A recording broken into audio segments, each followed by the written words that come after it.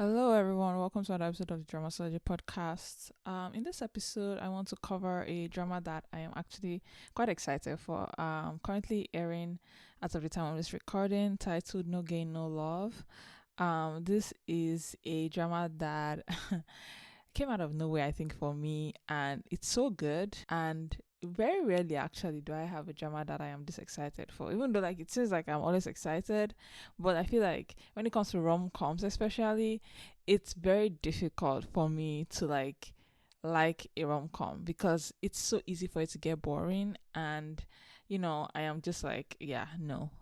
But in this case, I feel like this drama is doing so many things right. It's so funny that like I felt like I had to talk about it because I feel like it's going under the radar. Or maybe it's not, and it's just me that doesn't know that this is like really popular.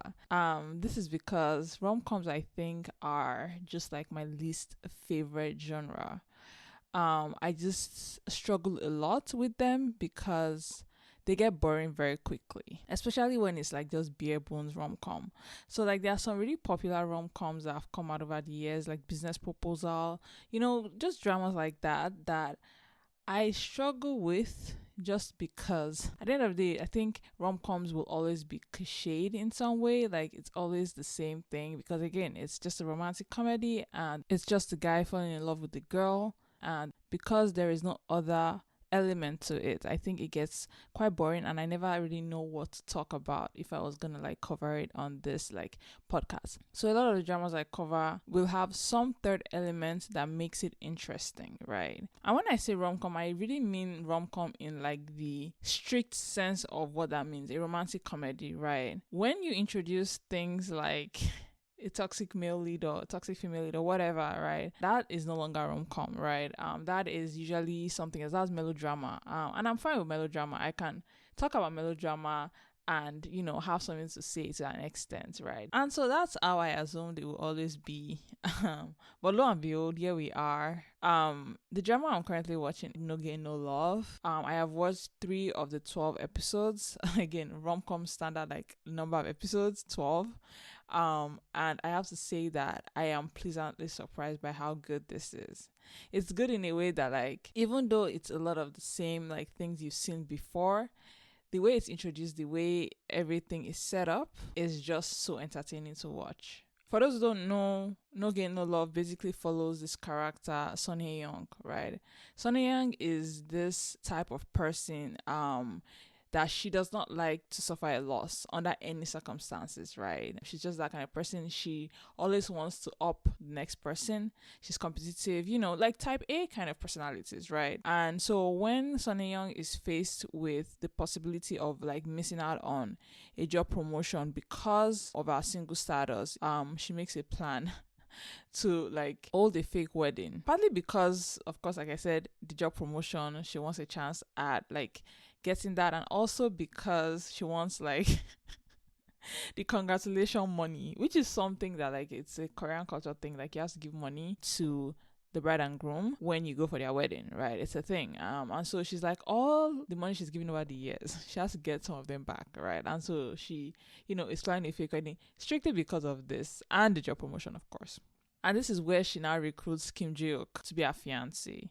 Kim Ji-wook is this guy that works in this convenience store part-time, and she sees him a lot. They know each other, kind of.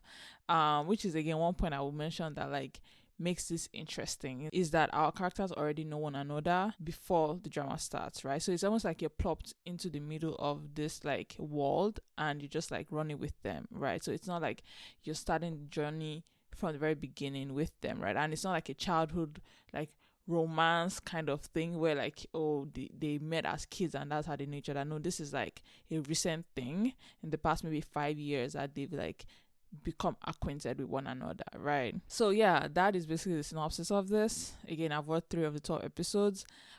This is starring Shimina. I've loved that since forever. She has just that face that like is adorable. She's great at acting, and she's just beautiful, right? Some of my favorite works of hers is Tomorrow with You and Hometown Cha Cha Cha. I think she was really great in those. And I just like when I saw her on the cover of like, or like this drama, I was like, yeah, I have to check this out because like she's just that girl, right? And so yeah, love her.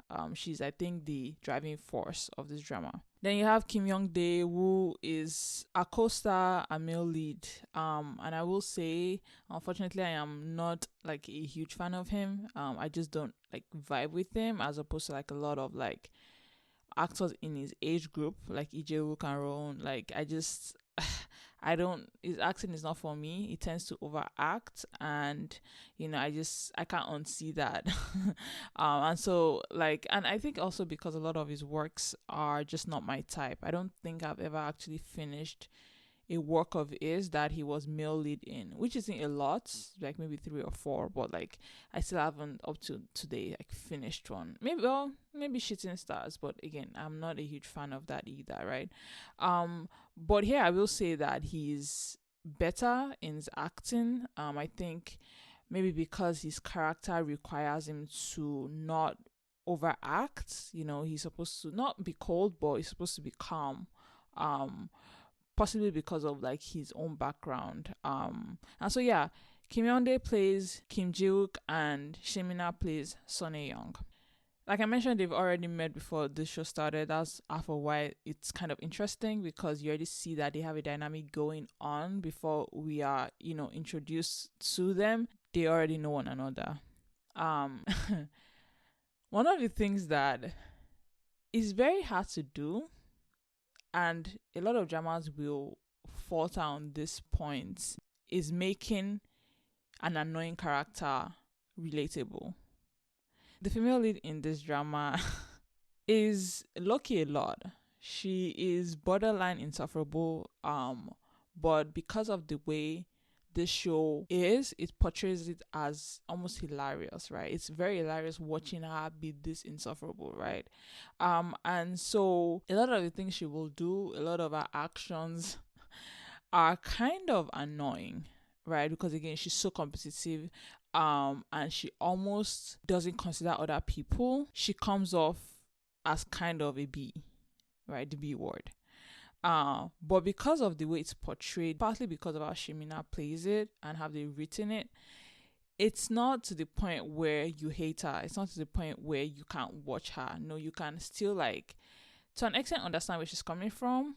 It's just sometimes you're like, oh gosh, she could tone it down a little bit, right? But it's not over the top, right? And that's really hard to do, but they do it well in this. And even shockingly, I would say she comes off likable despite, a little issues here and there. For example, one of the things they establish from the beginning is that she has a mother that fostered a lot of kids. She disliked this growing up. This was an issue for her because she basically had to share her parents' attention and affection with this like random kids, right? And that is somewhat understandable. Her behavior, even though she's bratty, and low-key like just mean about it, it's somewhat understandable to us because we can see that like from our point of view, these are our parents, they are ours, and she has to share with these random people that she does not know anything about, right? So that's something that even as she grows up and she keeps in touch, because she has basically like 3, I would say, like foster sisters. Oh, I think it's 2 foster sisters, right? I think the ones that like stayed with her family actually throughout, right? And kind of grew up with her, right? And you can tell that she still owes a grudge about like her parents' actions, right? To an extent, she's kind of mean about it. She will say some things and really treat them like outsiders, but you still kind of understand where she's coming from, and you still kind of understand that that wound has not healed. Again, that does not mean that like what she's doing is right. I actually think it's not, because like I'm of the opinion that like her parents did the right thing, even though yes, it cost her emotional support to a large extent. I still think that compared to what those kids were going through, I think hers was not as urgent, I would say. It's not to say it was right, what our parents were doing were right, but I could understand our parents' point of view. So like it's almost like it's a lose-lose situation. No one is like wrong. Our parents aren't wrong for like fostering children, and she's not wrong for feeling the way she does. And so that's one of the scenarios when she like says like, oh, it's not like you're really like my sister or something like that. Like, it's mean and everything, but to an extent you understand where she's coming from. Again, I do think she's old enough that she should man up. Because I mean, these are like girls, these are her sisters basically, that she's basically grown up with, and she should not be talking to them like that. But like, again, to an extent you understand, right? And so that's kind of how our character is. There are moments where like she's so like just annoying and there's some moments where you're like, okay, I kind of get where she's coming from, right? And so that is how our character has been portrayed. And it makes it interesting because like that personality is very robust, and there's a lot that you can like show with that will not bore us, the audience. And I think they do it well. And to see a character growth will be interesting. And that's something I actually look forward to. But yeah, that's, I would say, the first thing that like makes this drama really good. Another thing that makes this drama kind of interesting, I would say, is the second lead couple. They've not really met yet, but the second lead female and the second lead male's mom have met already, because the mom is a fan of hers. So that's an interesting dynamic right there, right? Where you have like the mom that's already a fan of his son's future like girlfriend. And it's even reminiscent of a lot of like Chinese dramas where the mom like plays a huge role. If there's one thing about like Chinese rom-com dramas, is that like the moms are kind of always in support of like the female lead, which is rare in, I'll say, Korean dramas, right? But in Chinese dramas, they're usually the ones that are pushing the relationship forward, right? And so it's interesting, and it's kind of a pleasant surprise to see it here.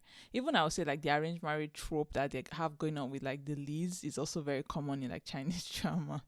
I mean, it's also common in Korean dramas, but I think it's even more common in like Chinese rom-com dramas, right? And so this reminds me a lot of like Chinese dramas in that sense. And I think it will also be a lot like funny, conflict averse kind of like 12-episode drama. And so, that's just very good. I like that.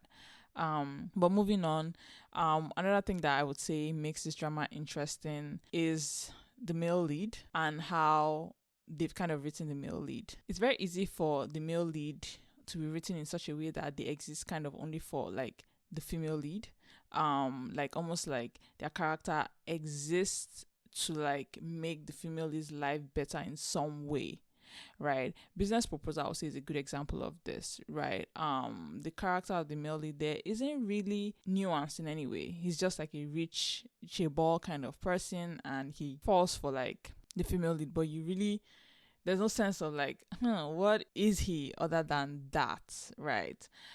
In this case, I would say that the male lead is very interesting and really engages the female lead very, very well. The male lead is written in such a way that like he's very calm, he's very unbothered, he's very unstressed, he's very well suited, for like a type A kind of personality, right? Because he just tells her like it is. He doesn't mince words, where I feel that like a lot of our ex-boyfriends were scared of her in a lot of ways, right? So it's very engaging with her, right? And I think that he is going to be the one that will help her grow in character, right?